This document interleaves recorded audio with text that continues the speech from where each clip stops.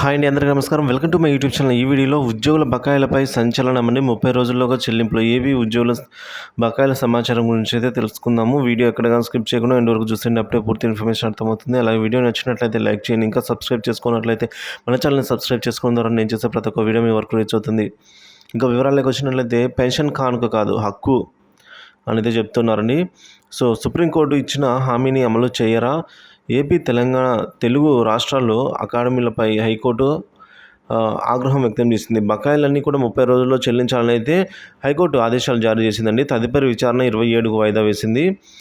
చట్ట ప్రకారంగా ఉద్యోగం చేసి రిటైర్ అయిన తర్వాత పెన్షన్ కోసం కోర్టుల చుట్టూ తిరిగే దుస్థితి తెలుగు అకాడమీ కల్పించిందని హైకోర్టు తీవ్రంగా ఆక్షేపించిందండి. పదవీ విరమణ బకాయిలు చెల్లిస్తామని సాక్షాత్తు సుప్రీంకోర్టు హామీ కూడా ఇచ్చింది. అమలు చేయలేదని తప్పు పట్టింది.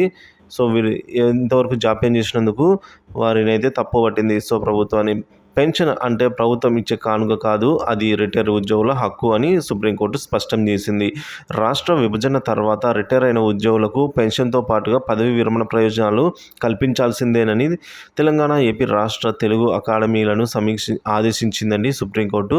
2 రాష్ట్రాలకు కేటాయించిన ఉద్యోగుల సర్వీస్ రికార్డులను 15 రోజుల్లో పరస్పర అందజేసుకోవాలని, ఆ తర్వాత పెన్షన్ లెక్కించి మిగిలిన బకాయిలు 2 వారాల్లోగా చెల్లించాలని తేల్చి చెప్పేసింది.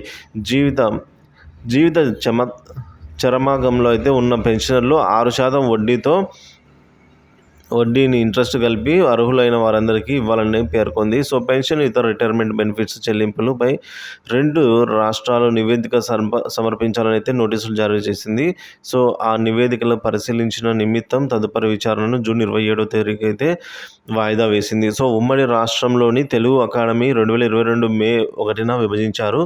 ఈ నేపథ్యంలో తమకు పూర్తిస్థాయి పెన్షన్ అందజేయడం లేదని 2 తెలుగు రాష్ట్రాలకు చెందిన 15 మంది పిటిషన్లు దాఖలు చేయడంతో జస్టిస్ సుజయ్ పాల్ అలాగే జస్టిస్ తుకారాం జీ ధర్మాసనం ఇటీవల తీర్పునైతే వెల్లడించింది. మొత్తానికి అయితే సుప్రీంకోర్టు పెన్షన్ అనేది కానుక కాదు, వారి హక్కు. 2 వారాల్లో వాళ్ళకు రావాల్సిన బకాయిలు ఏవైతే ఉన్నాయో, పెండింగ్లో ఉన్నవన్నీ కూడా పదవీ విరమణ తర్వాత రిటైర్ అయిన ఉద్యోగికి పెన్షన్తో పాటు పదవీ విరమణ ప్రయోజనాలు కూడా కల్పించాల్సిందే అని చెప్పేసి 2 తెలుగు రాష్ట్రాలకు సంబంధించిన ఈ విధంగా తెలుగు అకాడమీపై హైకోర్టు ఆగ్రహం వ్యక్తం చేసింది. వీడియో నచ్చినట్లయితే లైక్ చేయండి, షేర్ చేయండి. ఇలాంటి వీడియోస్ కోసం మన ఛానల్ సబ్స్క్రైబ్ చేసుకోండి. Thank you for watching this video.